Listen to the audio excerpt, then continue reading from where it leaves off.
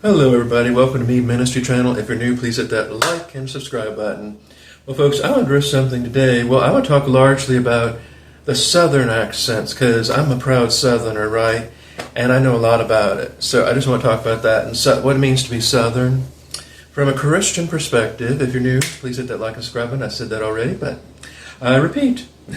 Alright, so just first a disclaimer, please do not drag my family members into my content or go and look them up and harass them, or that's not fair to them or me. So I'm putting this disclaimer out because I don't want anyone contacting my family members. If you could please respect their privacy. They're not public figures. I'm a public figure, and it's not fair, okay? So after that disclaimer, let me get right down to it. Okay, so I want to address a few things because this is very interesting, how linguistics work. Okay, so a lot of people have noted that my brother sound nothing alike. And everyone thinks that I'm the one who must be faking an accent, right? Because my brother sounds normal and I don't. Well, actually, to me, my brother doesn't sound normal. He sounds like a northerner, but I'll get down to why this is. Okay, first of all, my brother and I are 13 years apart. 13 years. We did not grow up together in the same house. Why is that? Because when my brother was 13, he was sent up north to boarding school in Massachusetts. He was up there for 4 long years.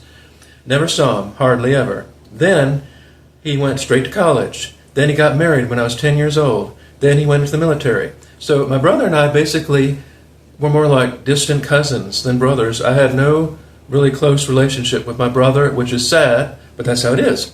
My brother, being in the military and boarding school, had to learn a more I don't want to say neutral, but a different kind of accent that would be more authoritarian, not friendly and folksy.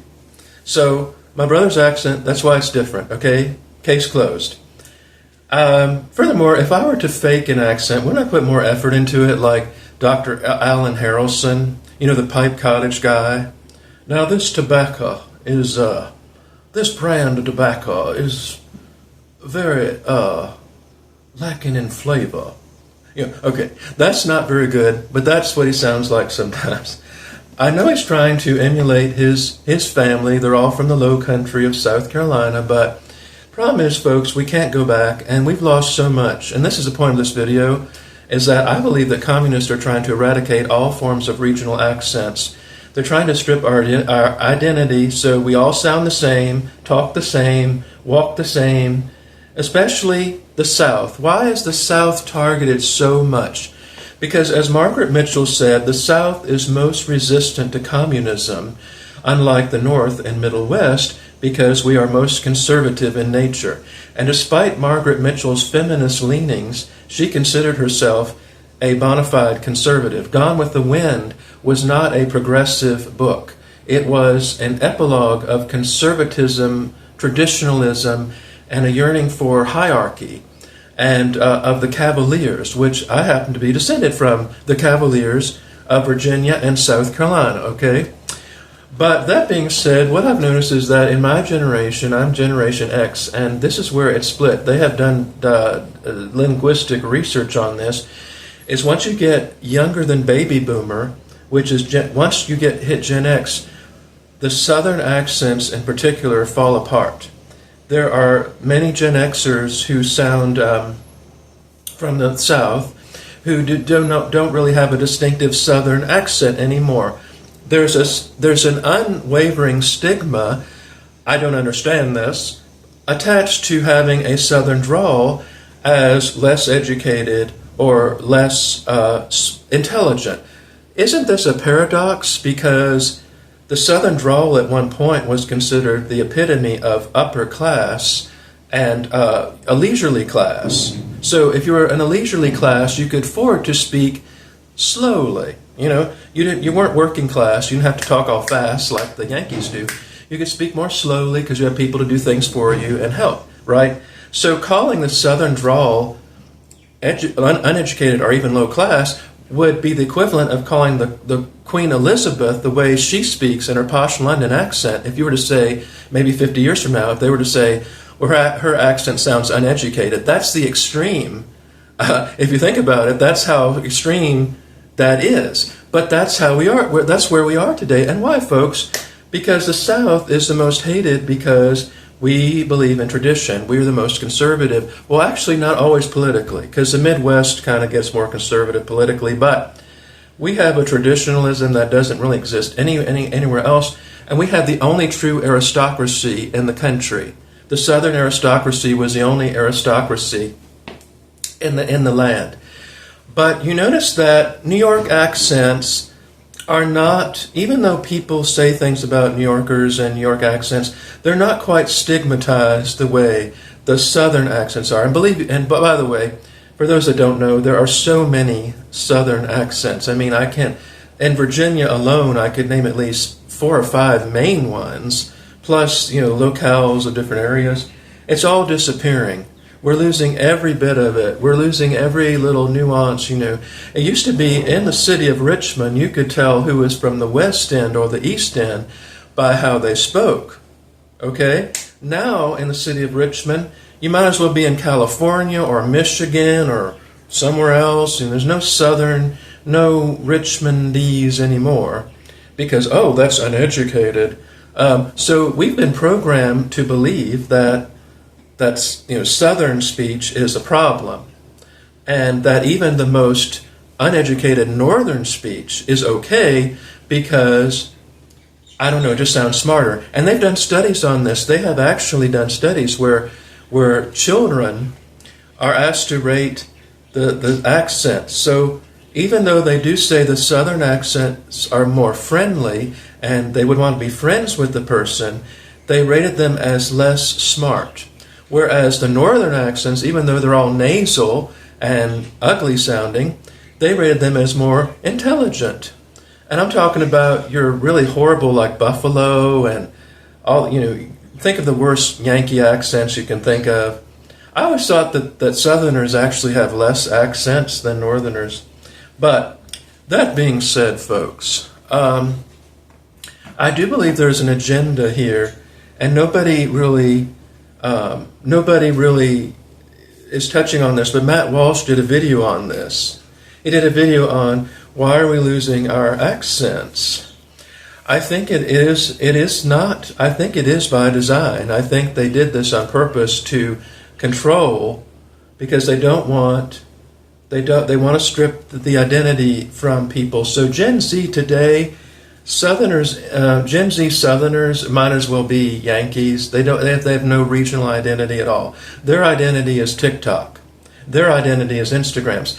Even my generation, Gen X, I was one of the fewer people that was involved in the Sons of Confederate Veterans. My age, I was the youngest member there, and this was 1997. I was 18 years old. I was like the youngest by far. It really ended with the boomers, and even the boomers, even among them, it was fading. It was sort of like this gradual decline. And I'm not saying regional identity should take precedence over our identity in Christ. No, but we're on an earthly kingdom, right? So in the earthly kingdom, we don't want communism. We don't want these things because it's evil. And so the eradication of our culture, our foodways, our dialects, everything is heavily orchestrated by the you-know-whos, which I can't name them. And this is how it is. And you got Hollywood. Hollywood was horrible to Southerners. Is there any positive image of the South, with the exception of Gone with the Wind, that was actually written by a book that was written by a native Southerner? Are there any depictions of Southerners? Have you seen The Help? Have you seen that movie? That is the utmost propagandized, disgusting, anti-white Southern movie. Okay, it was written by a Southerner, but still, a liberal Southerner, who I like to call a hick lib. Oh boy, the hick libs are worse than Yankees. Hick lib Southerners they're so self-hating. They're I'm so sorry of my Southern heritage. I'm so sorry of the Confederate flag. I'm so sorry of racism and slavery.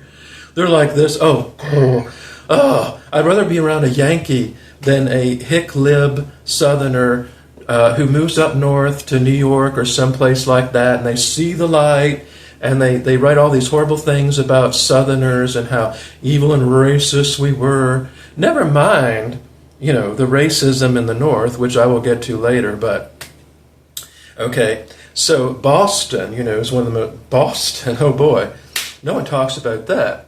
Anyway, folks, so that's my video today, is I believe that the hatred of the Southern drawl, the Southern accent, is really a form of communism. It is communism to try and destroy our heritage. As a closing note, if you really want to know the origins of most of our Southern accents, and there are many, by the way, they all come from Southwest England. You can go to Southwest England today. In fact, I could probably understand someone from the UK more than I could understand a Northerner in some places. I could understand someone from Devon or Bristol more than I could understand someone from New Jersey. Most likely because we sound more similar. Does that mean that, and of course they made fun of people from Southwest England. They call them hicks and all that. But they had a lot of country squires. I mean, if you read, I'm not into Jane Austen, okay?